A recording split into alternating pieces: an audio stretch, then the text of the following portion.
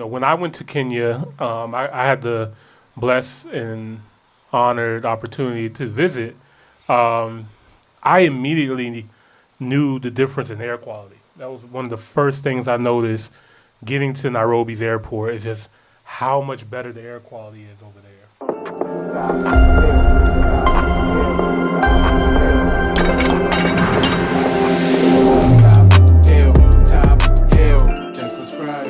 What's poppin'? What's going on? What's going on, man? 3, 2, 1. Top Hill, episode 228. Ooh.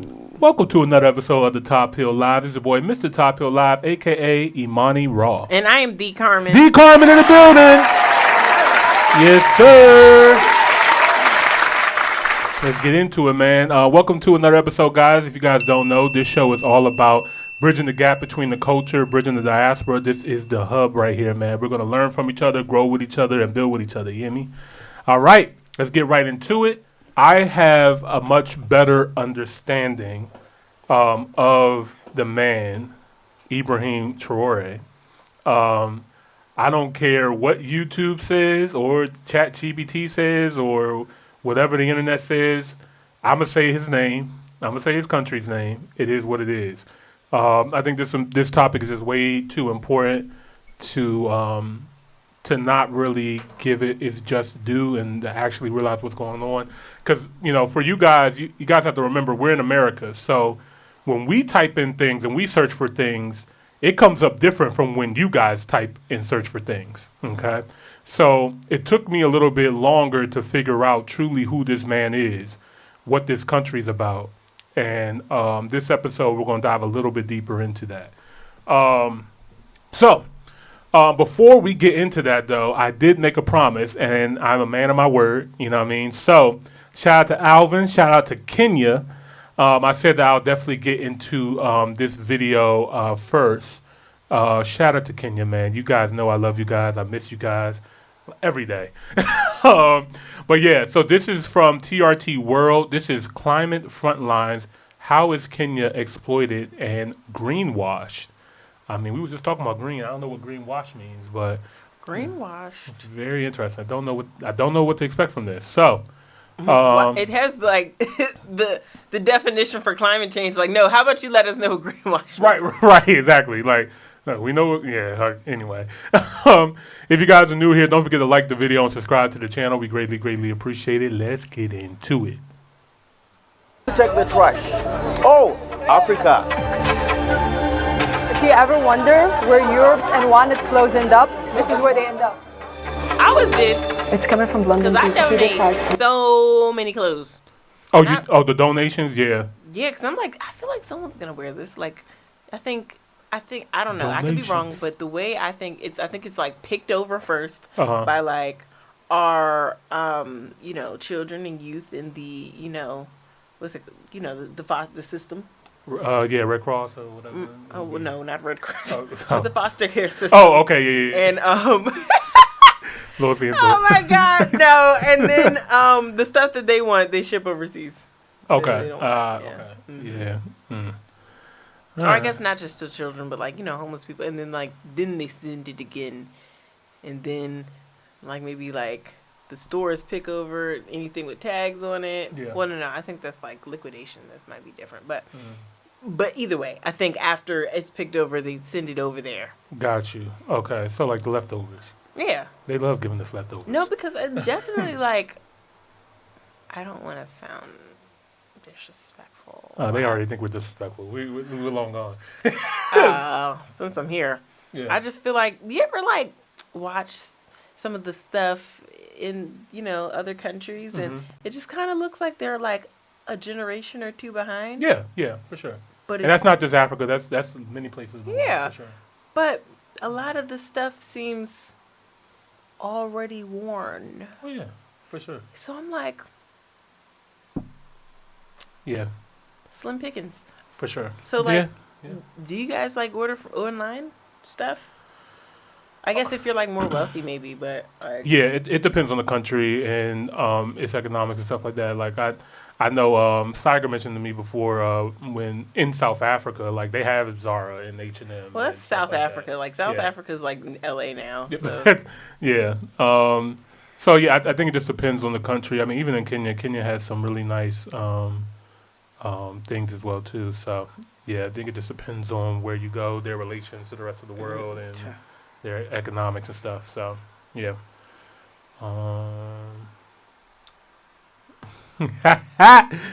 Shout out to like he's talking about the enemas. They used that on you when you was a kid. Oh, you couldn't get that information out of me. Cleaning yourself as a grown man ain't nothing going there. Yo, facts. You Big don't facts. want to use the bidet? Nah, man, I'm good. No water up your bum? I do it the classic way. Here. I was surprised that they even bring underwear. Yeah, What? they do. Second-hand underwear. Exactly. What? That's not going to be used Most anymore. of I them know wear some, like- used bra. I'm So actually a not lot of the clothes surprised. here are not I'm not recyclable. surprised. Yes, they are I've done it. non-recyclable. So Yeah. here we burn them. It's like somebody goes. Welcome to Gikomba Market, the epicenter of boil Kenya's second-hand clothing trade and a stark reminder of the hidden cost of fast fashion. Every day, mountains of second-hand clothes are shipped to Kenya from Europe, the UK, and North America. Much of it is low quality, torn, stained, or completely worn out. In markets like Gikomba, traders try to salvage what they can and sell the rest. Desperate to make a living, they're forced to buy entire bales without knowing what's inside. Gikomba Market, it is the largest open-air market in Kenya and one of the largest in Africa. Traders, first of all, come here wholesale to collect all the clothing and the shoes and all sorts of fashion that come in from Europe and other parts of the world. The problem with most of these imports is that they collect everything and place them in the bales and ship it off to Africa. And so it's the people here who have to do the sifting. And so our biggest question that we normally ask is that There is a lot of why work. do you have to bring the quality garments with the absolute trash? Why are you using our continent as a dumping A site? dump site. That's what I was gonna say.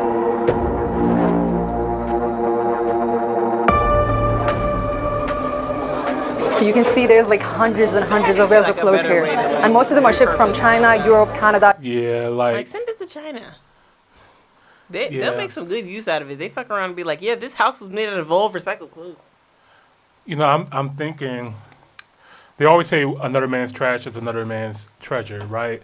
Yeah. This seems to be. My brain is going to like, how can we recycle this? That's Like, what I was thinking. Yeah, like how can we maybe not just reuse it for clothes, the secondhand clothes, but is there a way that we can like Break down the fabric. break it down exactly and then kind of rebuild it into something else that Or could like be- make it into like a mattress or something. I don't. I don't know. Like I don't. I Like, just there's like a lot of There's things another you can do way. with fabric. yeah. I believe there's probably somebody very smart out there who is going to come up with something to do with this because I just see. With this problem, there's a solution. Yeah, China. Whoops. Somebody gonna find out, man. And I hope it's somebody in Kenya. Figure out what we could do with all of this right here. You know. UK. This is the second floor. Go into the third floor. Come. Can we have a look inside? Yeah. UK. Yeah, so this is just basically a shipping container that came straight from the UK.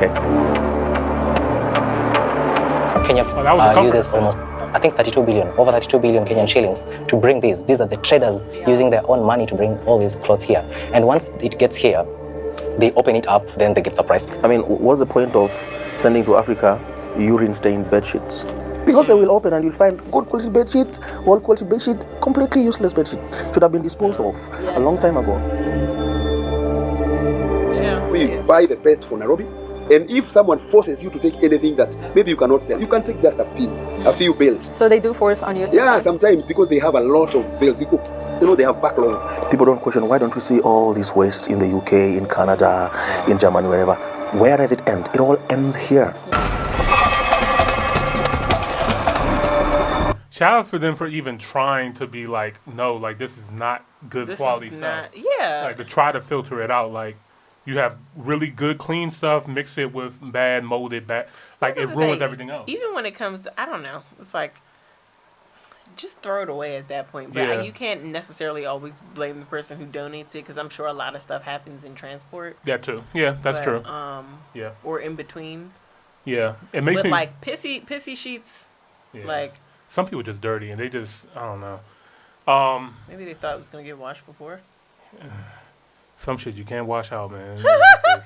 Yeah, let it go, man. Let it go. And what are these landfills like?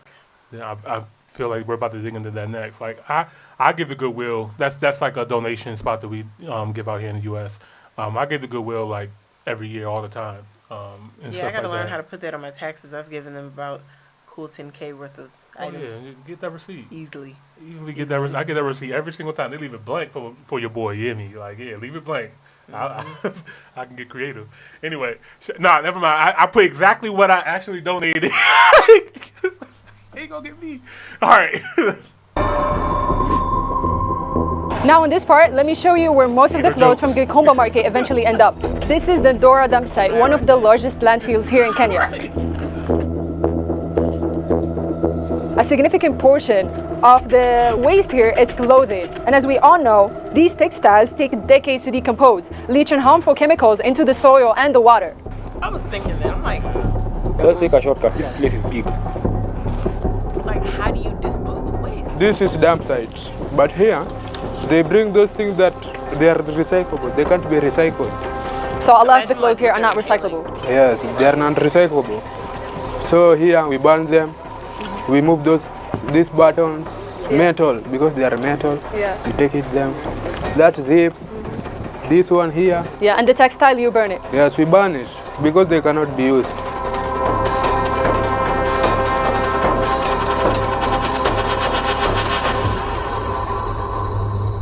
Na nimekaa hapa kwa miaka 7 na hii tumeshinda tukisanya mingi tukichoma juu haziwezi oza. Vitu zinakuja na gari hizi chafu za zimeraruka haziwezi oza, ziko mingi sana. Hizi ni za Kikomba, si za duka. Second hand za Kikomba, zinatoka Kikomba. Hivyo zinaletwa huku na gari. The bad clothes that are here, some of them we can burn them. Others we can you can just dig a pit and then you put it there, you throw it there. So like you bury them basically? You bury them in the sand and then you... This is a result of fast fashion. We're producing more than we are consuming, and such places like the Ndora dump site have infiltration of a lot of textile waste. Textiles right now come from fossil fuels. When you see the tag in one of the textiles here, you see it's written 50% polyester and 50% cotton. Sometimes you get even up to 98% polyester, and polyester is a form of plastics. And when these plastics get burned, you can see a lot of smoke on the side. There's a research that was done here. They say that we really shouldn't be wearing a lot of polyester at all because it's really bad for our skin. It's toxic for our skin. Like, not even, I know you guys probably hear me talk about like how bad the food is here and be poisoned, but our clothes is poison too. They're getting us in many ways as they can. These are some evil scientists, geniuses, man. Man, They're at the school, and there's a very powerful photo of showing like this smoke going into the school, and you can imagine how many coming generation, like the kids who are the coming generation, are being affected by such type of pollution. It's safe to say that while Western countries promote sustainability at home, the exports of second-hand clothes to countries like Kenya reveal a double standard. What you see here isn't just trash, it's a symbol of an unequal global trade system that puts the burden, the environmental burden, on countries like Kenya.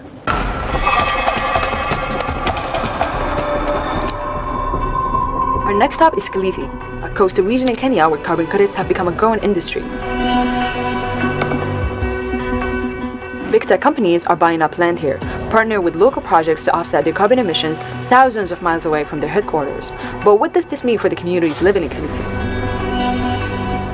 This is like our incubator, where we raise the nurseries, the mangrove seedlings, in preparation of transplanting them to the degraded mangrove areas.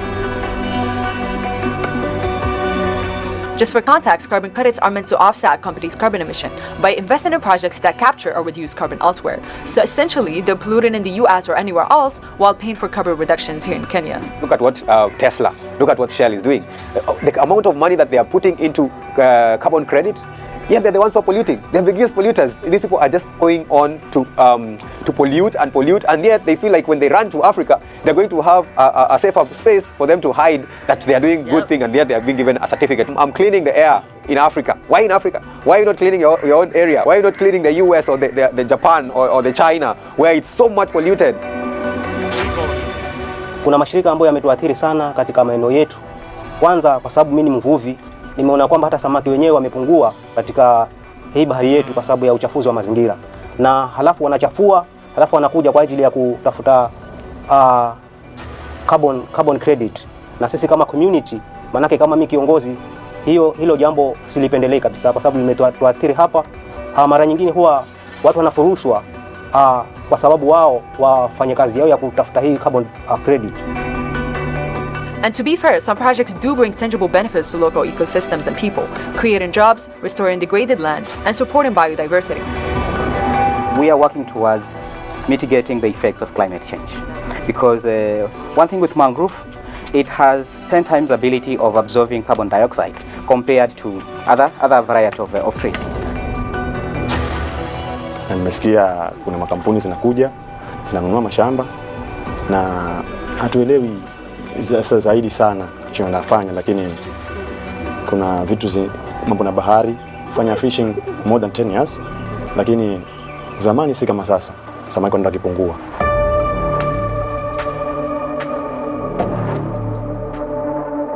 While big tech companies make billions and polish their green credentials, the reality on the ground is often much more complicated.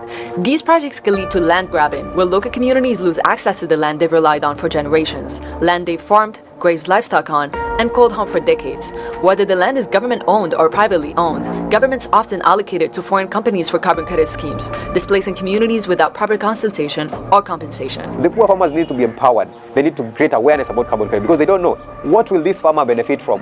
Yeah. Is it these coins that they are giving out that it's money for carbon credit, and yet they're ones who are making billions and billions of money? This farmer is going to die because one, the farm is not even productive anymore because he's planted trees. But right now, we are desperate because our lands are dry. These people are coming with money and they are still enslaving us within our lands. It's still the West that are still colonizing the African countries, you know?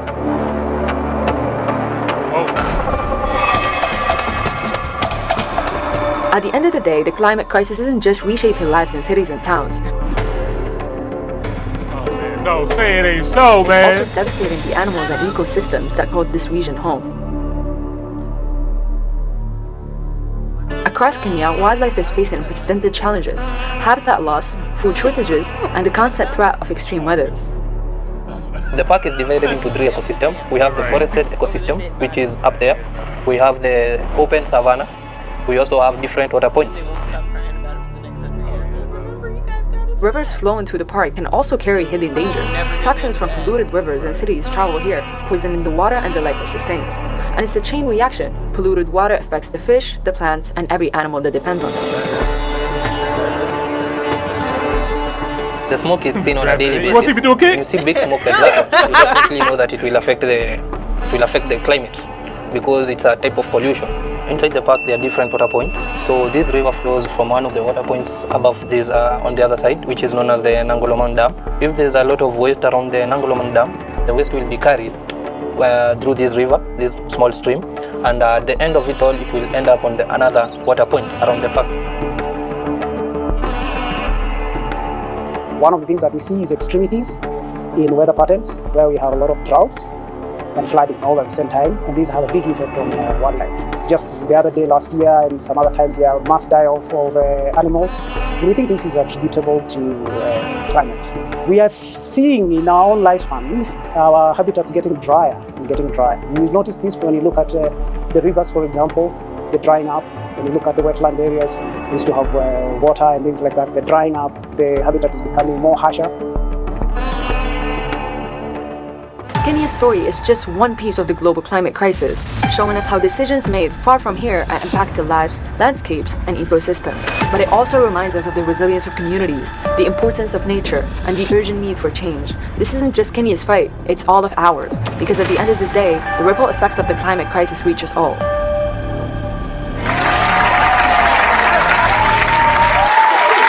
All right. Very good, informative video. to start out.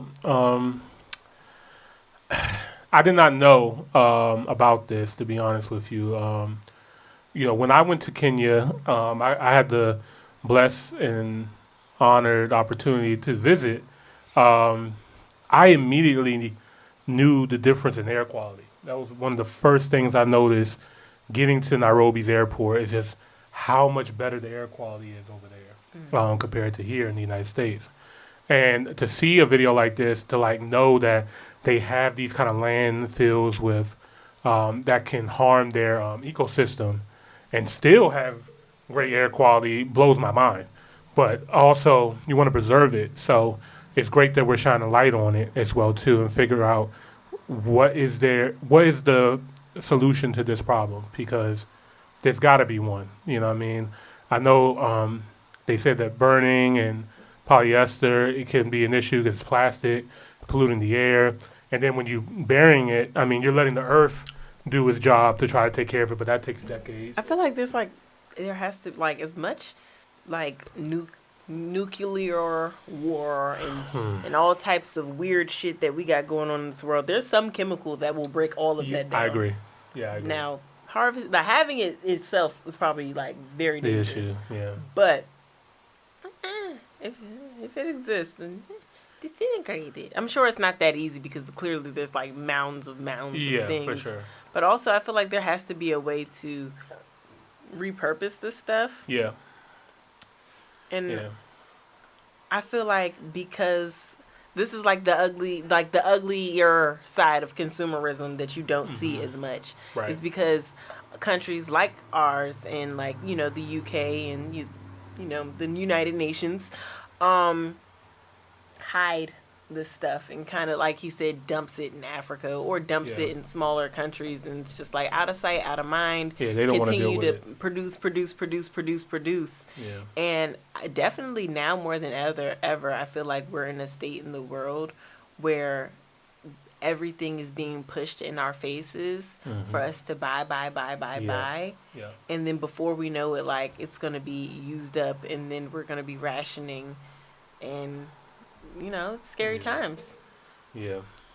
The world has now over 1 billion cars for the first time ever. I mean, just think about all those emissions and stuff like that. Like, I know there's a lot of people who try to say climate change isn't real, but like, bro, like, we are affecting the planet. Like, there's 8 billion people, because 1 million cars. I feel, as a society, we've normalized the need. Deindustrialized. Yeah. Just the need. Like, we need stuff. Like, we're victim, or like we're a part of the problem as well. Absolutely. It's just like, hey, I need to get this. I need that new iPhone, man. I need that. Even like Free Congo, by the way. Yeah. Free to Congo. Yeah. We need to do more on that. Have you noticed that, like, it's so hard to just enjoy a video? Like, you can't search anything you can search anything up. They're going to find a way to, like, make the first 10 posts about selling something. Oh, yeah, for sure. Oh, yeah, capitalism. You absolutely need this new mattress. You absolutely need this mini fridge. This skincare is just out of this world, and this is a lip plumper you've never used before. This is a new type of shoe. It helps your insole. Don't let you, like, say something out loud like, oh, man, I wish I had a new blender. Here's a pocket blender. Like, bruh, Alvin was popping, man. Yeah, you're absolutely right, Carmen. And I lied to you not. I literally said I need a new mattress. Now they're showing me how they have the vacuum sealed mattresses. Oh, yeah. They got the boneless couches. There's going to be a YouTube advertisement of a mattress coming up. I promise you. Unless they flag us. But I'm not going to lie to you, Carmen. This happened to me recently. This is probably why we got so many boneless couches. Notice people don't get couches with bones in them no more. Yeah. It's just the vacuum sealed couches. Yeah. Yeah. But what happened?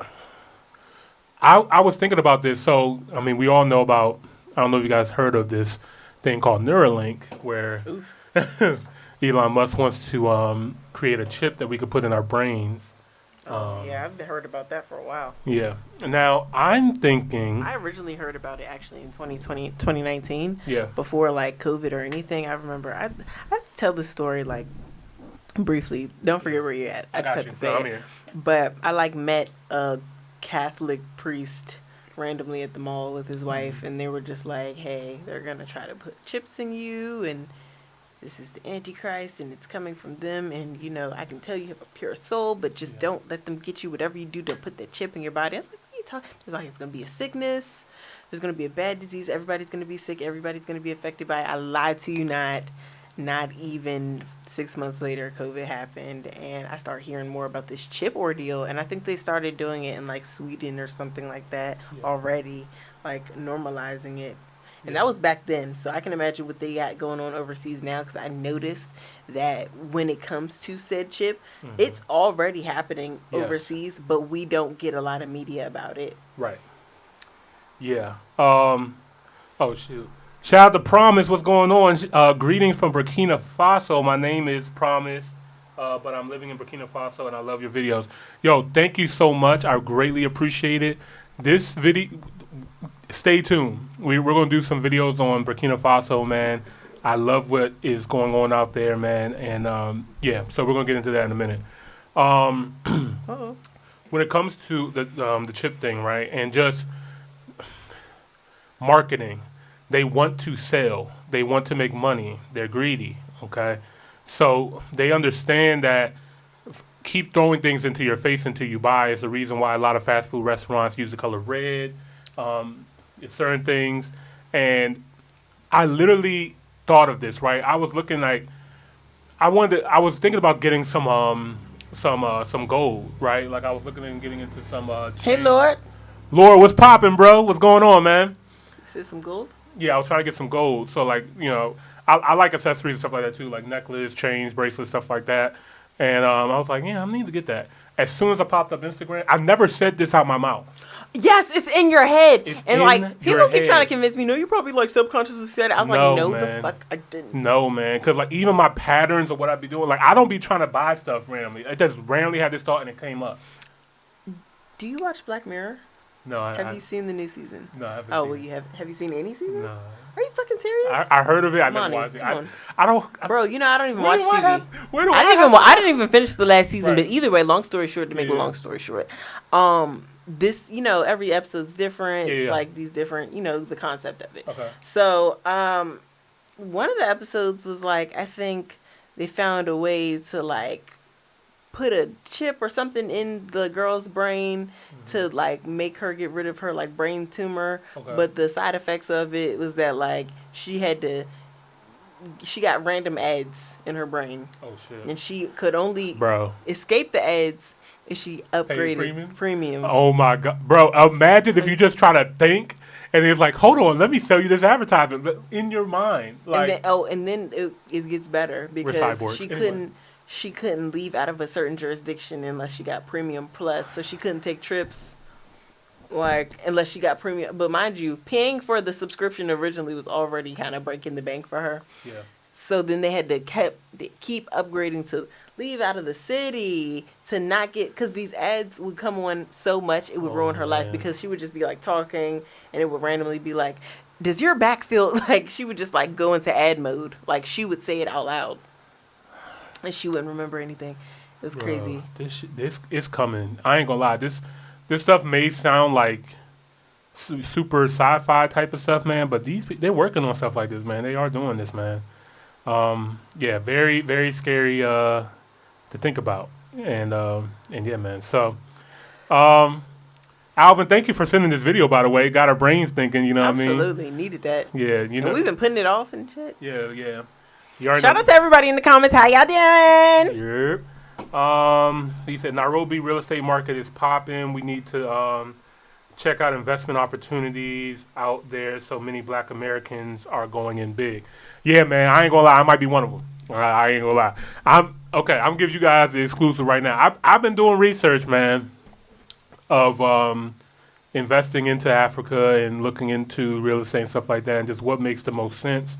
And the countries are probably going to change, you know, throughout time and stuff like that. But I do have like a top 3 or a fantastic 4, you know what I mean? And, you know, Kenya is definitely there. Ghana is definitely there. Rwanda is there. South Africa is there. Now, I still need to get to South Africa, and that's going to tell me a lot. I'm not going to lie. I think I need to get to Zambia, too. I might have a Fab Five, you know what I mean? So I need to experience all these countries again. I need to get to Zanzibar. Yeah, for sure. Shout out to Tanzania. Promise said, I'm your big fan. My mother, she is from Burkina Faso, and my father is from Nigeria. But I joined the military to defend my mother's land.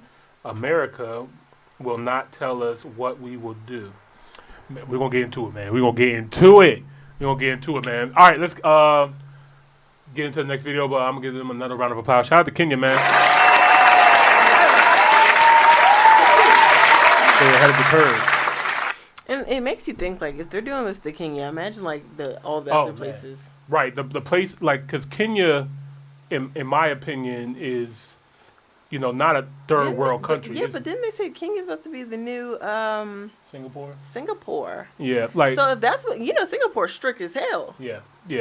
I don't see Kenya being the next Singapore. I see Rwanda being Singapore. Rwanda is super strict. Like, I didn't even realize it. So Rwanda is one of the wealthiest countries, has one of the best reserves. It's the cleanest country in Africa, damn near the cleanest in the world. They're kind of like right next to the Congo, and they're still in their resources, and that's. I don't know all of the politics that comes to the country. I know that when it comes to doing business, it's black people doing business. Okay. It's black women who are controlling the business. They started their African basketball league there. It's a really beautiful country. And where was I going with this? The reason why I said Rwanda, slipped my mind. My bad. But Rwanda is a beautiful country with a lot of opportunity. Oh, the reason why I say it's a Singapore of Africa is because they're super strict as well. They don't allow any plastic in the country at all. Plastic is 100% banned in Rwanda. Like, there's certain things that they already put in place. Any minorities there? Any minorities? Yeah. Like white people? Yeah. Oh, yeah, they come over there to do business, but I don't know if they live there. But it's majority rank. Let me stop talking about the side of my neck. He said, let's see about it. Yeah, Rwanda. Also in the comments, like, if you know any other, reputable search engines, I feel like I just want to kind of get away from Google a little bit because I'm so, like, tied in, like, into their cult. And, bruh. Yeah, as soon as I started seeing, like, them changing things, like, that thing about Timbuktu really took me aback. So Rwanda's demographic, so they have approximately 14.57 million people. They have a 2% growth rate, 591 people per kilometer.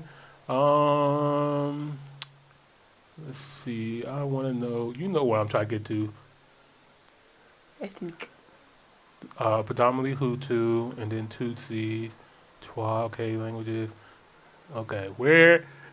Tell me where my people. Damn it, ChatGPT. How many are black? Now, I know it's Rwanda. I know Rwanda is majority black. So, oh my God. Okay, so Hutus are black, right?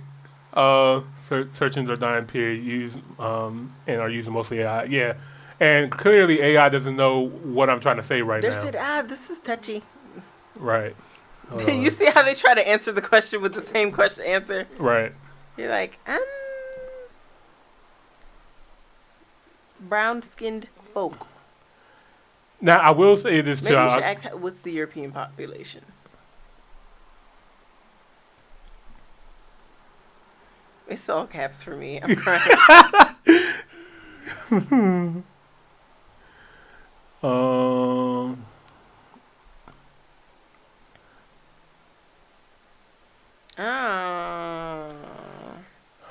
Not really available. White population is minimal in the group, prominently including 400. How many of them own everything? They don't. That's the thing. Like, it's owned by. Yeah, Rwanda is owned by black people. Good. Black women is black women lead the charge when it comes to business and entrepreneurship in Rwanda, and black people in general. It's not owned by colonizers. basically what I was trying to get at. Well, so Rwanda's taking her steps to be just like Wakanda? Ethiopia. Oh. Yeah. Wakanda, yes, Wakanda, Ethiopia. I ain't gonna lie. When it comes, Rwanda reminds me a lot of it. Just the way how, they have reshaped themselves, where they sit at economically, how clean they are, how nice people are. They're like kind of tucked right in the middle of Africa, as well too. Like, my only issue with Rwanda is that it's landlocked. It's super landlocked. So you gotta play nice with the surrounding countries.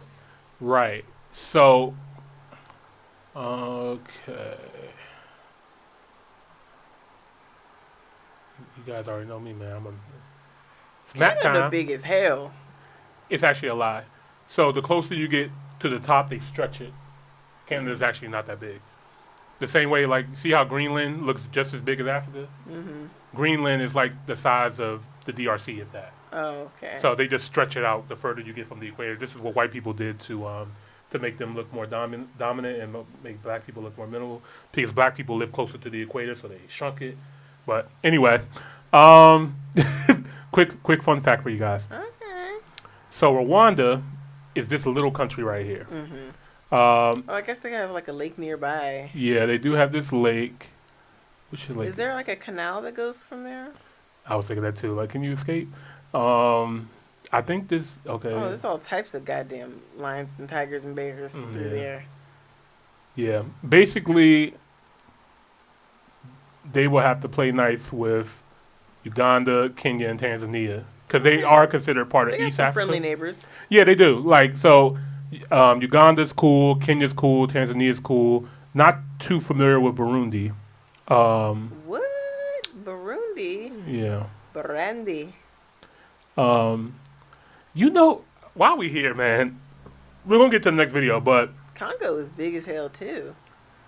Like, where is position? We need to do more justice on Congo. There's so much. There's so much. Congo is like bigger than all of the surrounding countries. Yeah, Congo. It's because there's a lot of the resources, so many natural resources here, and this is why they're plaguing. Is it even possible to get a flight to Congo? Like, not for us. And I'm glad you said that. Should I do this? Yeah. Fuck it. United States State Department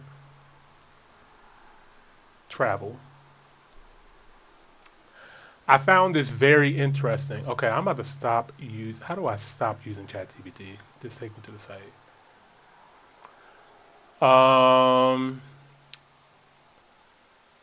I was looking at the travel, international travel for U.S. citizens, right? Mm-hmm. And they have a map. I'm trying to figure out how do I get to that's like blacked out for certain places? Right. So we have 4 levels, right? 1 is like, oh, yeah, cool. You can go hang out there. It's no problem. 2 is like, take a little bit of extra caution. 3 is reconsider your travel. And 4 is don't go. Or you can't go. They say don't go. Mm. But, let me see if I can find. Matter of fact, this is what I did. Rwanda, U.S. travel. 3.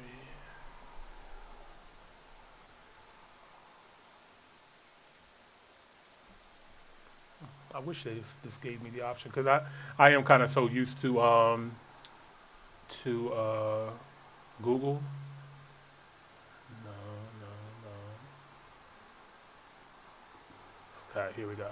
So Rwanda has a level 2, and the only reason why they have the level 2 is because of where it's bordered for. So level 4 says do not travel to the Burundi border, so that southern part. It says stay away from the border. And what's up with Burundi? I have no idea. And they also say stay away from the Congo border for obvious reasons. Now,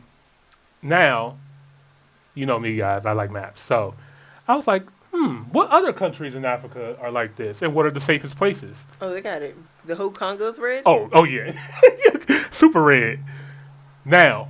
Oh, wow. Africa only has one country that they consider a level 1 safe to travel to. Well, 1.5. I'm about to say, is that the blue ones? The blue ones. So you have Senegal here, but it has this white stripe. Why is it?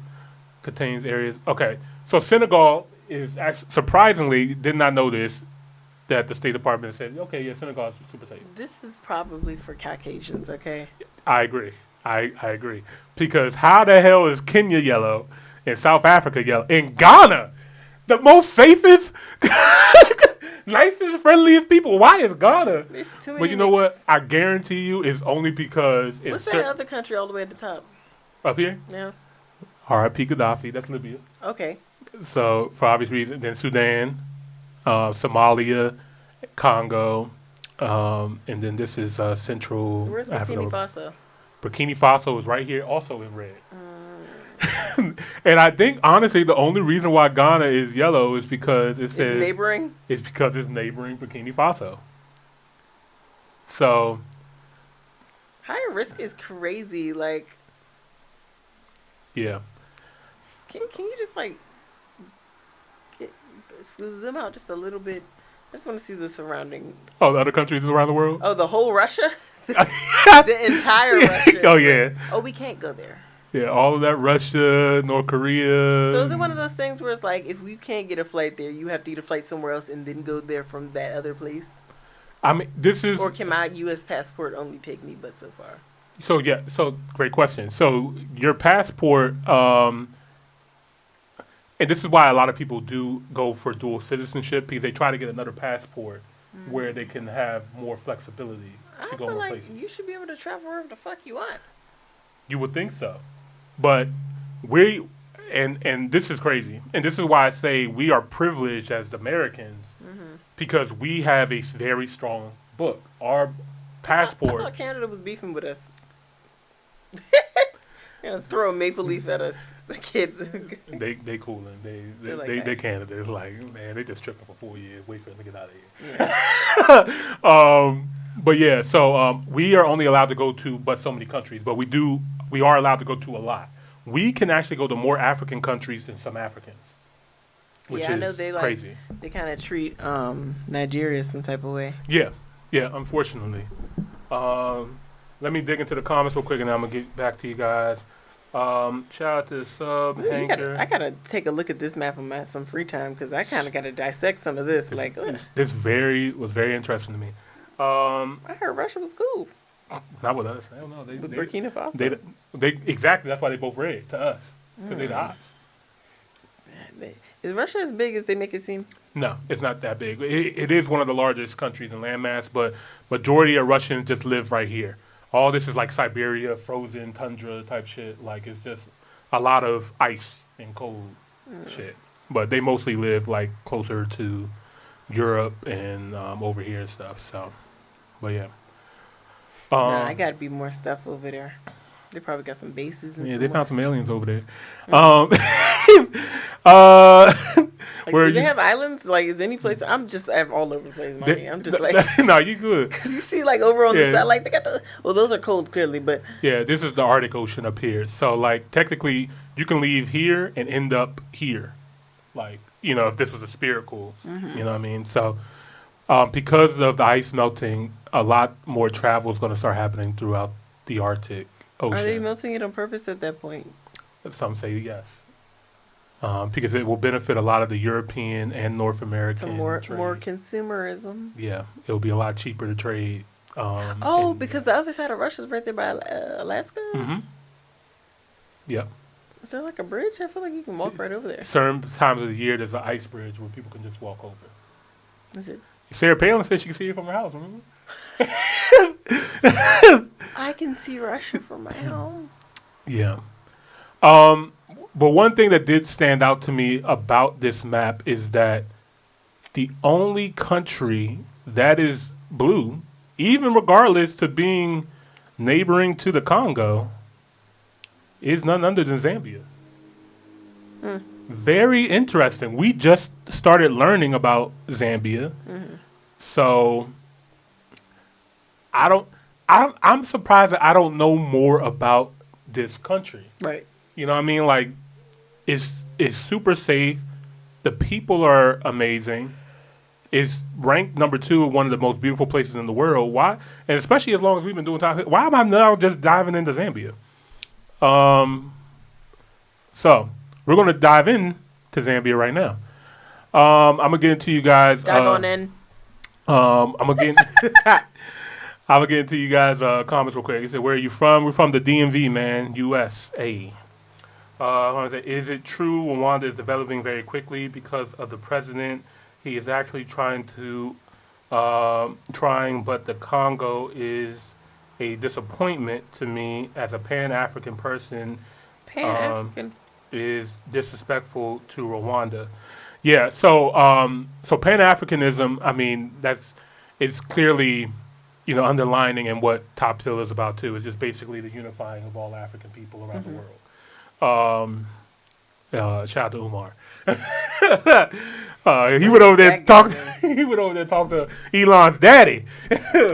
He said, anyway. Did he really? Yeah.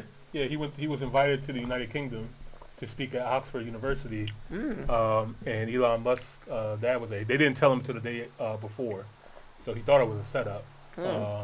But yeah. I don't trust England, man. I ain't gonna lie to y'all. I do not trust them. That is where white supremacy was born. But anyway. Is it really? Mm-hmm. The UK, according to Dr. Umar, from what I heard, that I should do my own research, but I'm regurgitating what he said. He said that was the birthplace of it. I mean, well, that's where they came from, but especially ours, the colony. But I feel like there's a certain type of, you know what? All the heathens came to America, so they just cultivated. At least they had some class about it. Right. See, look at here's an ad. They're trying to sell me something, man. Get out of here. Welcome to Ultra. Right. Okay. Shout out to something. He said, I'm watching from India. Shout out to India, man. What's popping? What's going on, man? Ooh, shout out to India. The real India. Alvin said Rwanda is very small. Nairobi population is almost the size of the whole country. When you include satellite areas, I think East Africa needs to become more of a region than countries. I agree with that. Like, I do get nervous when a country doing so well, but it's also so small like this. You know what I mean? Because size matters at some point too. Like when it comes to just defending yourself, like you're surround. I don't know, man. It's tough. It's kind of tough. You do have to play well with your allies and friends. I agree. If East Africa kind of you know what, let's just team up and rock together, then you'll be stronger. But I feel like if the Congo, Tanzania, everything in this middle area, we might get our reparations. Oh yeah, for sure. But even going to say that too, Europe is tiny, and this tiny island called the UK colonized North America, Ghana, Nigeria, Australia, parts of India, Kenya, Tanzania, South Africa. This little island did all that. So, yeah, I don't know. All right. Why Ghana is yellow is because of the nationalized the gold mines of Ghana. Oh, you guys want to keep y'all gold and your money? Okay, yeah, then that'll make them mad. That makes sense. But it's y'all deserve y'all, man. Anyway, we're gonna get into that when we go holler at Ibrahim. Hill, top, hell no. Top, hill,